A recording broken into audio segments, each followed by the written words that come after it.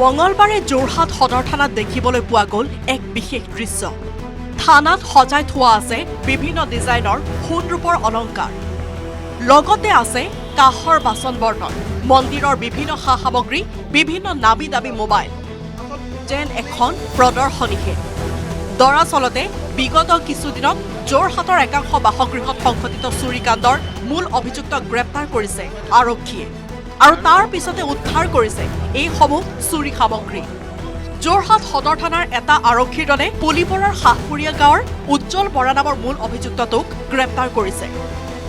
চোলাধৰাৰ নিবাসী ৰঞ্জন শৰ্মা বুলি এজন ব্যক্তিৰ ঘৰত মানুহ গৃহস্থ নথকা সুযোগ গ্ৰহণ কৰি চোৰে কেইবা লক্ষাধিক টকাৰ সোণৰ আৰ অলংকাৰ সহিতে কাঁহৰ বাচন বৰ্তন আদি চুৰ কৰি লৈ যায়।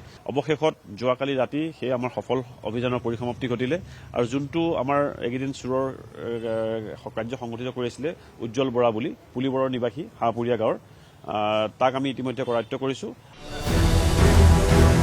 যোৰহাটৰ বিভিন্ন অঞ্চলৰ পৰা চুৰি কৰি অনা সোণৰ অলংকাৰসমূহ তৰাজান সোণাৰী গাঁৱৰ LN বৰদলৈ জুৱেলাৰীত অতি কম মূল্যত বিক্ৰী কৰিছিল। আনহাতে কাঁহৰ বাচন বৰ্তনসমূহ এটা ডেম্পত বিক্ৰী কৰিছিল। আৰক্ষীয়ে গহনাৰ দোকানৰ গৰাকী আৰু ডেম্পৰ গৰাকীকো ইতিমধ্যে গ্ৰেপ্তাৰ কৰিছে। এখন LN বৰদলৈ বুলি জুৱেলাৰী আছে, সেই জুৱেলাৰীখনত সোণখিনি বিক্ৰী কৰিছিলে খুব পানীৰ দামত, আৰু আমি ইতিমধ্যে সেই জুৱেলাৰী স্বত্বাধিকাৰীকো গ্ৰেপ্তাৰ কৰিছোঁ। কাঁহৰ বাচন বৰ্তনখিনি এটা ডেম্পত অবৈধ ডেম্প বুলি ক'ব লাগিব, সেই ডেম্পটোৰ এগেইনষ্টত আমি একশ্যন ল'ম। এতিয়া ডেম্পটোৰ স্বত্বাধিকাৰীকো আমি কৰায়ত্ব কৰিছোঁ, আৰু প্ৰায় আমি কেছ ৰুপিজ 89,000, 5টা মোবাইল ফোন, বহুতো সোণৰ আৰ অলংকাৰ, দুযোৰ পাটৰ কাপোৰ, কাঁহৰ বাচন বৰ্তন, মন্দিৰৰ সামগ্ৰী ইত্যাদি আমি ৰিকভাৰ কৰিছোঁ। যোৰহাটত গৃহস্থ নথকা বাসগৃহসমূহত প্ৰায়ে চুৰিকাণ্ড সংঘটিত হৈ আহিছে। আৰক্ষীয়ে কোনো লোক বাসগৃহত নাথাকিলে তাৰ তথ্য আৰক্ষীক অৱগত কৰি থবলৈ আহ্বান জনাইছে। তেনে কৰিলে আৰক্ষীয়ে সেই অঞ্চলত বিশেষ টহলৰ ব্যৱস্থা কৰিব বুলি জানিবলৈ দিছে যোৰহাট সদৰ থানাৰ আৰক্ষীয়ে। তো আপোনালোকে যেতিয়া কোনোবা মানুহ হয়তো ক'ৰবাত যাবলগীয়া হ'ব পাৰে, তো সেই সময়ত আপোনালোকে আমাৰ সেই টল ফ্ৰী নম্বৰটোত বা পুলিচ কণ্ট্ৰল নম্বৰটো সকলোৰে লগতে আছে। পুলিচ কণ্ট্ৰল নম্বৰত এটলিষ্ট যদি আপোনালোকে এবাৰ জনায়, তেতিয়াহ'লে আমাৰ পুলিচৰ সুবিধা হয়, কোন জেগাত মানুহ আছে কোন জেগাত মানুহ নাই, তেতিয়া আমি সেই অঞ্চলত আমি পেট্ৰলিংটো আমি ষ্ট্ৰিক্ট কৰাম।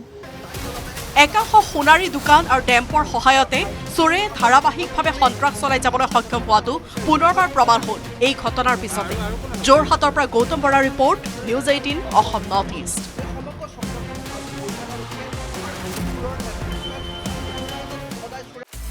আপুনি বিচৰা বাতৰি পাব কেৱল নিউজ 18 এপত। নিউজ 18 এপ ডাউনলোড কৰিবলৈ স্কেন কৰক এই QR কোড। গুগল প্লে ষ্টৰতো পাব এই নিউজ 18 এপ।